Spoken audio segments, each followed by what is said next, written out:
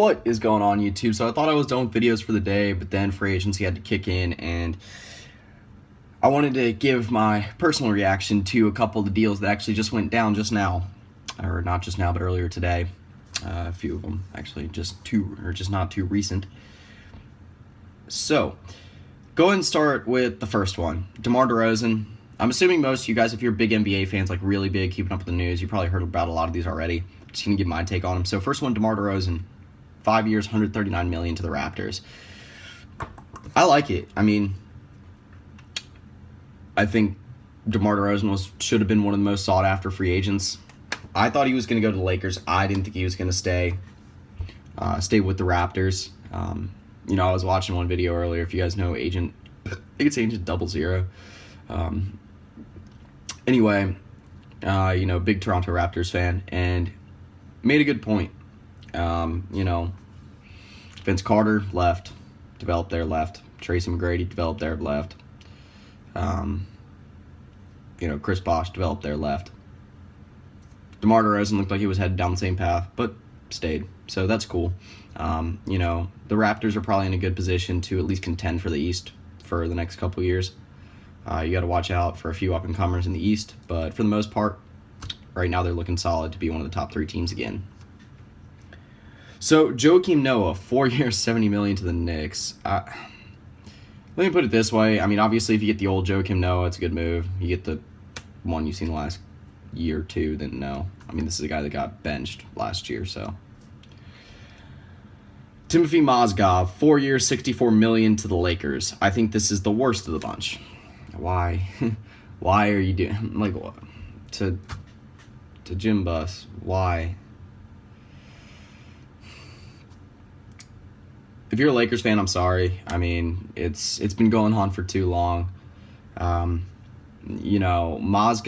2-3 years ago, the Mozgov you got when he was actually productive, but this dude's just lumbering down the floor, just maybe getting you 7-8 points per game, maybe 4 or 5 rebounds. He was a second or third stringer on the Cavs. This was like a 10th or 11th guy in the rotation by the end of the year, maybe even later than that. And you're gonna give him $64 million over 4 years.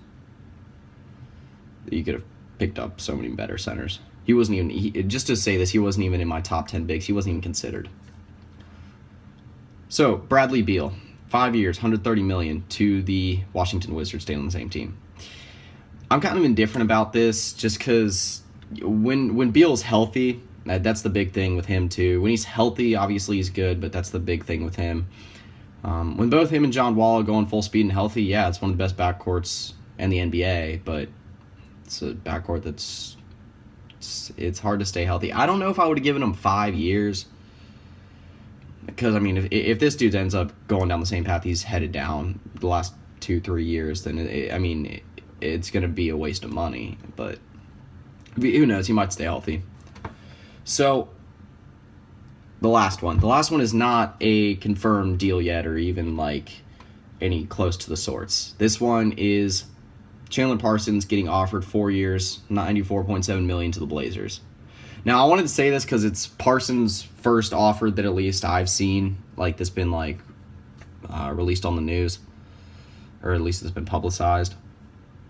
And I don't know how to feel about this. Like, if you're a Blazers fan out there, then let me know what you think about it. I don't know.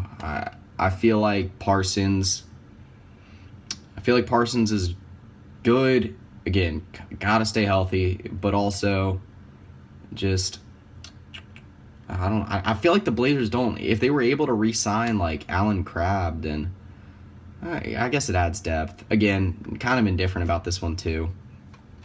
So just to recap this right quick, the ones that I like, I'd say the ones that I like the most are DeMar DeRozan and Chandler Parsons. If Chandler Parsons does sign that, I think it's actually a pretty good signing for the Blazers. A team that's headed in the right direction. I think they could use that extra versatile player at the 3, guy that can come in and start from day one. DeMar DeRozan, I already said the reason why. Bradley Beal, I like it, but conditional. Joakim Noah, very conditional. I'm on the more dislike side, but it could work out. And the Timofey Mozgov, I just don't like at all. There's been a wild amount of money handed out this offseason so far. The max is now up to $32.9 million just for general players. Obviously, there's added things if you stay with the team for longer. But that max goes up to like $38 million or something like that next year. So free agency next year is going to be more wild. But again, if you're an NBA fan, I'm assuming you already know that. So anyway, that's pretty much it. Let's see.